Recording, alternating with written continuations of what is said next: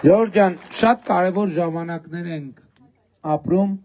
որովհետև պատմական իրադարձություններ են մեկը մյուսին հաջորդում։ Երեք պատմական իրադարձություն տեղի ունեցավ։ Միացյալ Նահանգների պետքարտուղարը ժամանեց Հայաստան եւ արտաքին գործերի նախարարի հետ նախաստորագրեցին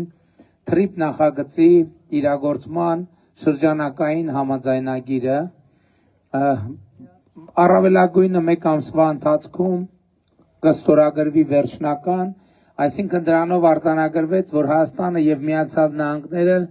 տեքստը համաձայնեցրել են, բանակցված ավարտված է եւ միակ բանը, որը մնում է անել, ստորագրել եւ վավերացրելն է։ Ինչով է պատմական փաստաթուղթը։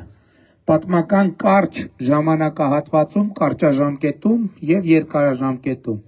Կարճաժամկետում պատմական է, որովհետև ի վերջո արդեն